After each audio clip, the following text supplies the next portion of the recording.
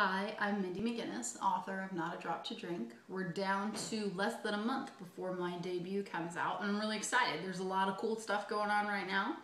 I received the first hardcover finished copy in the mail yesterday, which was really exciting.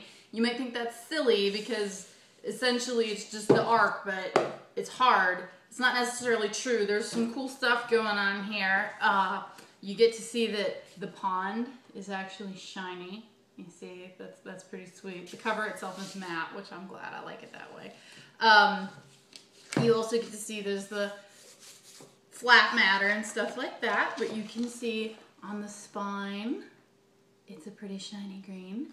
And there's actually, I don't know if you can see it, but there's actually the pond right there on the front of the cover too. So that's pretty cool. I'm really, really excited about my book. You know, in fact, I actually might be a little overexcited. This is my first book baby. This is new to me, this parenting a baby, book baby thing. So I might have gone a little overboard. You gotta keep eating like this. Eat real good like this. If you eat real good like this every day, you'll just get bigger and bigger. One day you'll be 500 pages. I have to admit, I'm pretty attached to it. I didn't have an arc of my book even for the longest time because they're pretty hard to come by. A lot of people would ask, hey, can I get an arc? Can I read a book?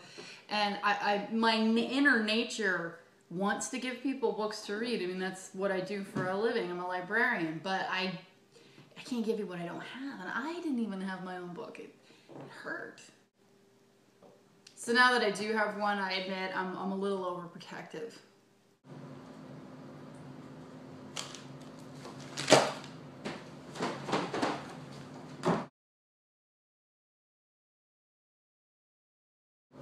Unfortunately, like all parents who spoil their children, this has kind of come back to bite me. So I know we talked about this, but I would feel better if you still slept in the bubble wrap for now. You're kind of new to sleeping in beds, and the wood floor in here is pretty hard. So, you know, if you rolled over in your sleep or you fell out during the night, I would feel really bad. I mean, you could get your dust cover dinged up, and I don't want that. I don't think you do either. So for now, we're just going to stay with the bubble wrap at night, and we'll graduate out of that in like a week or two.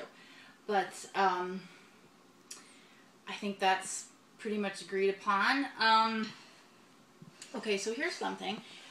We've been spending a lot of time together lately, and I've been having a really good time doing that, but I've got a really big TBR pile over here. I mean, it's pretty much out of control.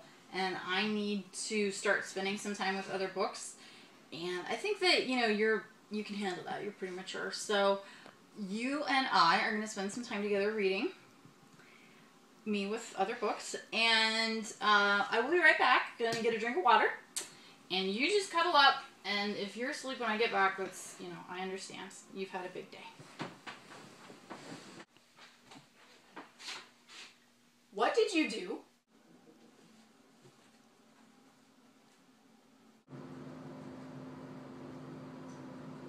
You know, I just don't know what to do with you and your behavior these days.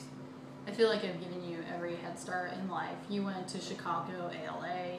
You were on the class of 2K13 panel there. Harper's sending you on the Dark Days tour. You get to go on both legs. You were blurbed by Michael Grant and Jody Meadows and Kenya Blake and Elsa J. Pick. I'm going to take you all over the state of Ohio, all the way up into mid-November on the weekends, and still, you're just not happy. I don't know what your problem is.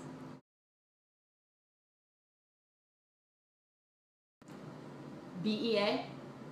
Seriously?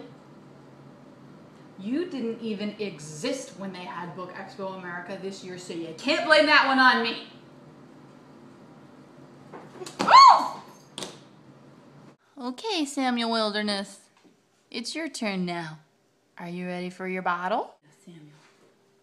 Hey, buddy. There you go.